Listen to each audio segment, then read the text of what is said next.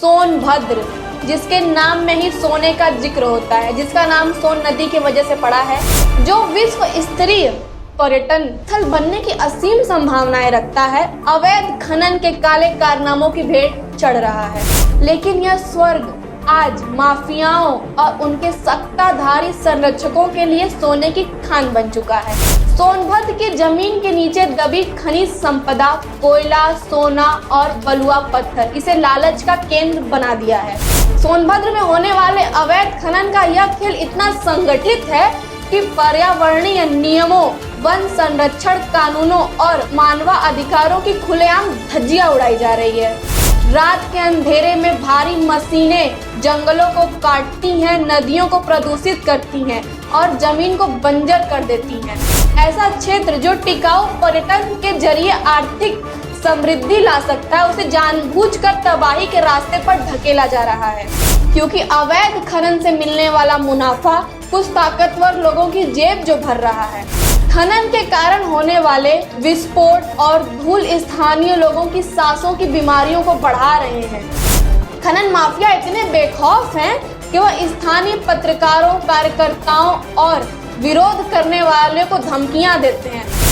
तो योगी जी इस मामले की जांच करें। बस 4 बार बनारस आने से कुछ नहीं होगा, एक बार सोनभद्र भी जाएं और वहां को देखें कि वहां अवैध खनन कैसे चल रहा है।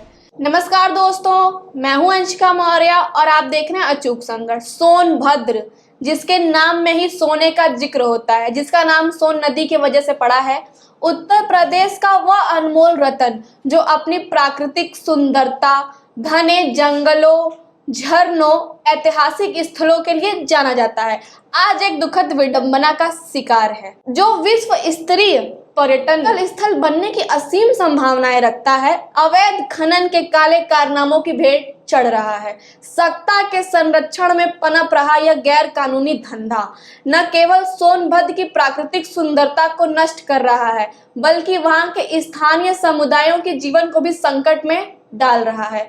सोनभद्र की प्राकृतिक संपदा किसी कविता से कम नहीं है। अगर इस पर बोला जाए तो शब्द भी कम पड़ जाएंगे, क्योंकि यहाँ एक से एक सुंदर रमणीय रिहंद बांध की शांत लहरें, विजयपुर के घने जंगल, मरुधा के प्राचीन गुफा चित्र इस क्षेत्र को पर्यटकों के लिए स्वर्ग बनाते हैं।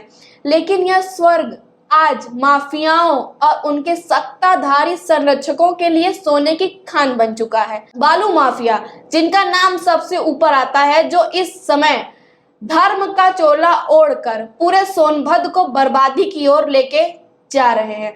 सोनभद्र की जमीन के नीचे दबी खनिज संपदा, कोयला, सोना और बलुआ पत्थर इसे लालच का केंद्र बना दिया है। सोनभद्र में होने वाले अवैध खनन का यह खेल इतना संगठित है कि पर्यावरणीय नियमों, वन संरक्षण कानूनों और मानवाधिकारों की खुलेआम धज्जियां उड़ाई जा रही है। क्या ये बात योगी जी तक नहीं पहुंचती है?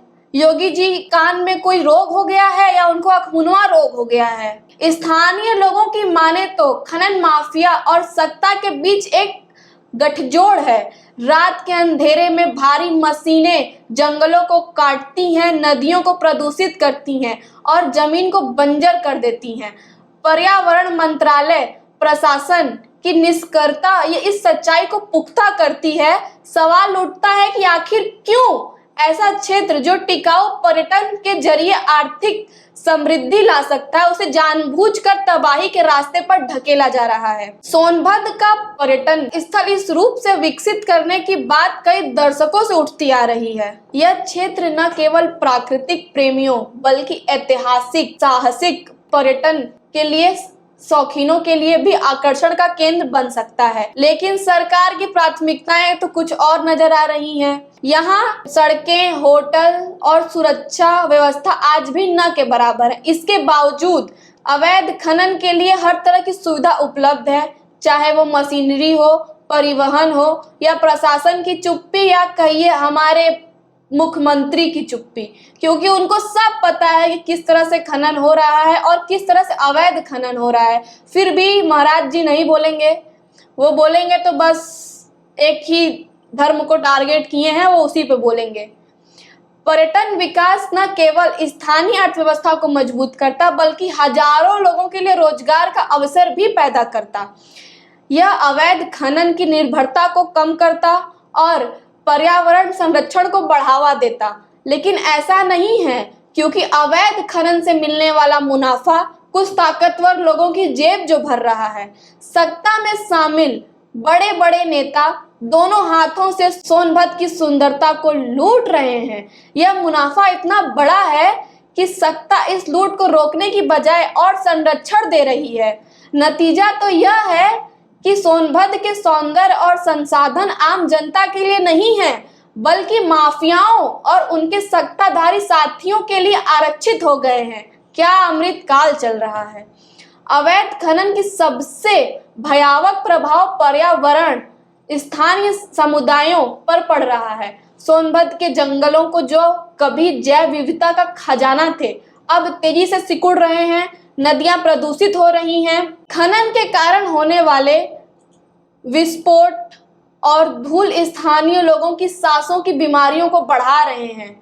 इसके बावजूद न केंद्र सरकार न तो राज्य सरकार इस मामले को गंभीरता से ले रही है। क्या चल रहा है आपके उत्तर प्रदेश में? मतलब माफिया इतने बेखौफ हो रहे हैं कि आपके ऑर्डर्स की धज्जियां उड़ा दे रहे हैं। कुछ चिरपुट सी कार्रवाइयां होती हैं, लेकिन वह सिर्फ दिखावे के लिए होती हैं। बोलते हैं ना, हाथी के दांत दिखाने के कुछ और, खाने के कुछ और। खनन माफिया इतने बेखौफ हैं कि वह स्थानीय पत्रकारों, कार्यकर्ताओं और विरोध करने वाले को धमकियां देते हैं। खनन माफिया का शुरू से यही आदत है, आप सब तो अच्छे से जानते हैं। कई मामलों में तो हिंसा की घटनाएं भी सामने आई हैं। यह स्थिति साफ तौर पर सत्ता और माफिया के बीच में गहरे गठजोड़ को दिखाती है।